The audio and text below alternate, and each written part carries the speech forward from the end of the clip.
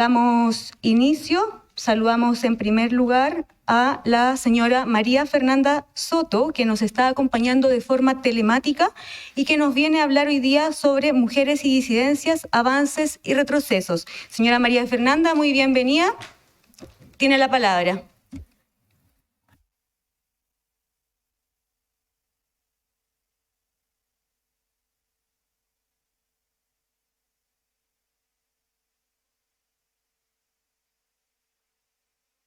Yo no puedo escucharlos. La escuchamos muy bien.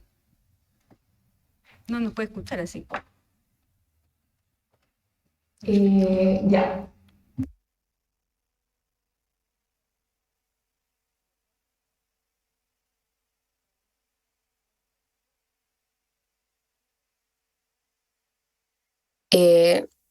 Saludar con especial atención a la presidenta de la comisión, a los consejeros y consejeras de la Comisión de Principios, Derechos Civiles y Políticos. Voy a ver si puedo compartir. Como bien mencionaba la presidenta, voy a presentarles hoy sobre mujeres y disidencias, avances y retrocesos. Primero voy a presentarme. Mi nombre es María Fernanda Soto y el día de hoy no vengo en representación de una organización, sino representándome a mí misma y espero que a otras personas también que se sientan, que comparten en realidad lo que quiero manifestarles el día de hoy. Soy mujer patagona de la ciudad de Coyhaique, de la nevada ciudad de Coyhaique hoy, docente de inglés, actualmente especializándome en convivencia escolar y género. Espero poder representar, como les comentaba, a las mujeres lesbianas, a las mujeres coyhaiquinas, a las disidencias sexogenéricas y a las mujeres feministas. Actualmente me desempeño en una universidad del sur de Chile como parte del equipo a cargo de la correcta implementación de la ley 21.369 en dicha institución.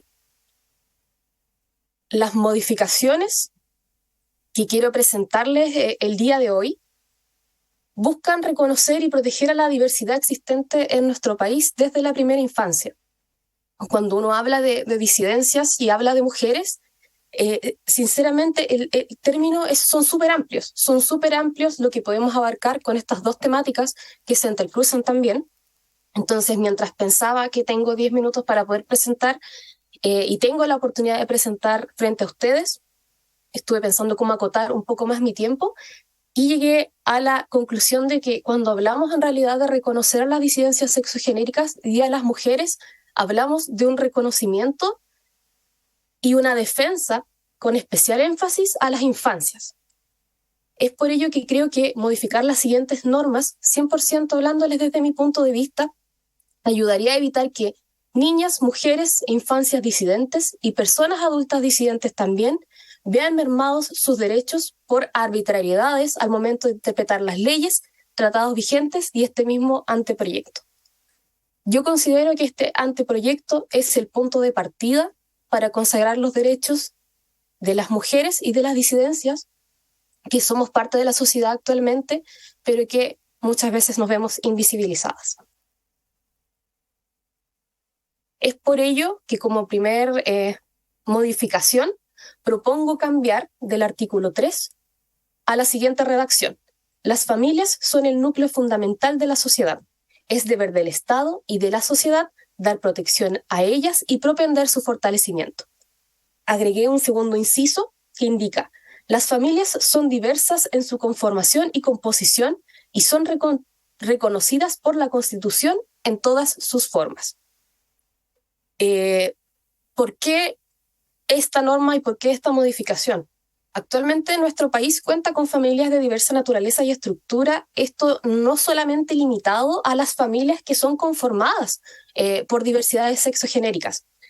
Y esta gran variedad de familias básicamente caracteriza nuestra sociedad moderna.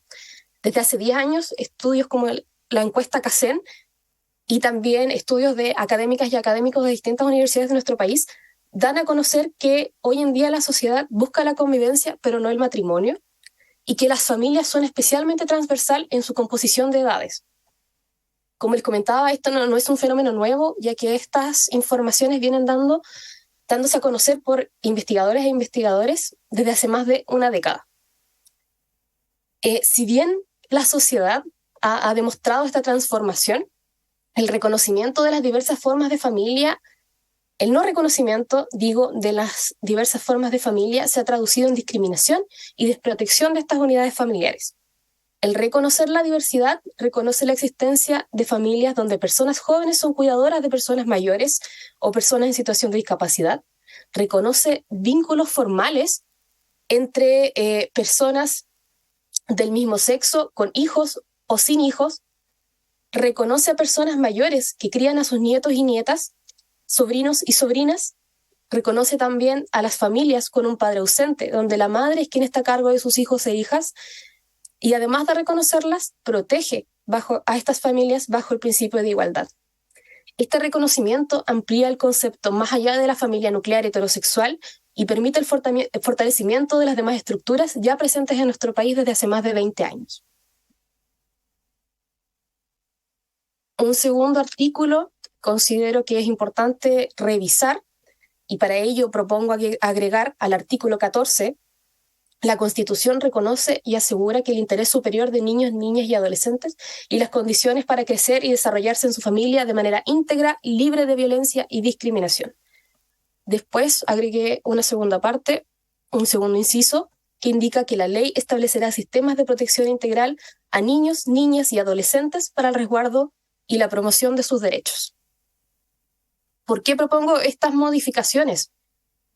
En la mayoría de los casos, la familia es el entorno más cercano que tiene una persona, donde aprende valores, normas, códigos culturales, responsabilidades y algo tan básico como el lenguaje.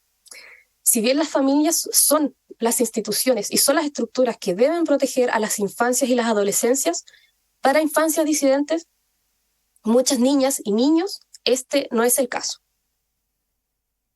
Les presento aquí una frase súper interesante de Livia González, una investigadora sobre los peligros que corren las infancias disidentes, muchas veces bajo sus mismas familias, y dice: cuando los padres no respetan la autonomía y las decisiones de sus hijos, en general tienden a evitarlos, a excluirlos y a agredirlos. O sea, todo lo que va en contra de la creación de una familia integrada. Lamentablemente, la gran mayoría de los casos, lo que más se ve es una política de tolerancia que busca mantener a los hijos e hijas homosexuales como inferiores en lugar de intentar aprender algo con la diversidad y con los sufrimientos de ella, oriundos o de repararlos y ayudarlos a enfrentar los prejuicios. Saliéndonos un poco del tema de la diversidad y más desde el tema de la protección a la infancia, que relacionados, como les comentaba en un principio, también existen antecedentes sobre cifras del Sename incluso, que dentro de un espacio familiar ocurren muchas situaciones de vulneración de derechos, de abuso sexual y de maltrato a las infancias. El año ya 2010 se hablaba de cifras entre 35 al 40%. 10 años después nos encontramos en una situación de pandemia que hizo que las denuncias bajaran en gran cantidad. Sin embargo, esto no significa que el abuso no haya ocurrido, simplemente que los canales de denuncia dejaron de ser tan presentes como muchas veces eran los colegios. Entonces, este tipo de situaciones, el encierro generó un aumento en los casos y generó un daño a las infancias que en realidad no podemos dimensionar todavía. El Estado debe entregar garantías para que esta Constitución proteja a las infancias primero, resguardando su interés superior. Es decir, que todas las decisiones se tomen en relación al niño, niña o adolescente, y estas deben ir orientadas a su bienestar y al pleno ejercicio de sus derechos, ya sea dentro de sus familias o no, idealmente en sus familias, que es algo que yo también comparto. María Fernanda, estamos... Sobre el último artículo que quiero modificar hoy es el artículo 38. Aquí propongo para el inciso 7 que los habitantes de la República tienen el deber de asistir, alimentar, educar y amparar a sus hijos e hijas.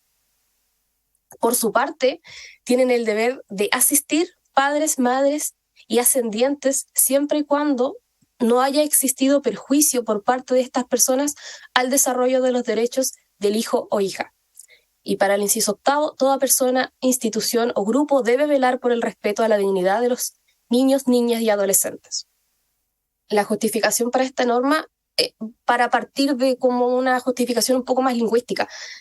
El lenguaje es un medio que está a disposición de las sociedades y las personas para crear la realidad. El lenguaje es una representación de lo que ocurre actualmente en nuestro espacio, en nuestra sociedad.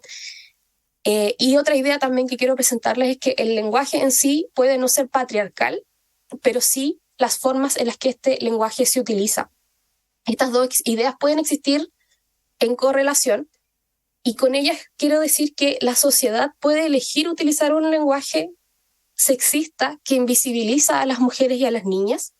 Comprendo cuál es la intención detrás de usar solamente hijo y solamente niños, pero también les hago el llamado a incluir en ambos artículos a hijas y niñas. Nombrar a las niñas y a las mujeres es visibilizarlas, reivindicarlas y reforzarlas en su existencia. Sobre el inciso primero de este mismo artículo, volveré a citar mi justificación para el artículo 14. Las familias son el espacio donde muchas veces las infancias disidentes por primera vez descubren y se ven enfrentadas a la violencia y a la discriminación. Creo que dejar esta norma tan abierta y al mismo tiempo tan tajante en decir que hijos deben asistir, alimentar y socorrer cuando las personas, sus padres, madres, lo necesiten, puede abrir la puerta a que hijas e hijos, hijes también de personas violentas y vulneradoras, se vean obligadas a hacerse cargo de estas personas durante la adultez, lo que sería una situación extremadamente cruel y revictimizante.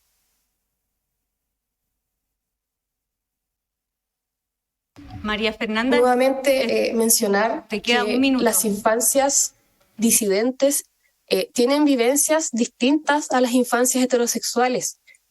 Desde nombrarse como diferente hasta como salir de la norma de lo que la familia espera.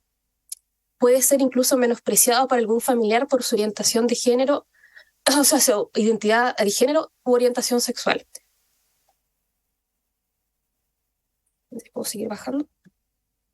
Y finalmente, como una conclusión, agradeciendo el tiempo y el espacio para poder manifestarles esto, me gustaría proponer también modificaciones a los mecanismos de participación política para incluir la paridad, modificar el derecho a la salud para incluir la salud sexual y reproductiva, pero en las limitaciones de tiempo de esta exposición decidí nuevamente fortalecer a la primera infancia, fortalecer a los niños, las niñas y las adolescentes, porque creo firmemente que protegerlas y darle las condiciones para su desarrollo integral es también proteger a las personas disidentes adultas, a las mujeres y a todos en nuestra sociedad, finalmente.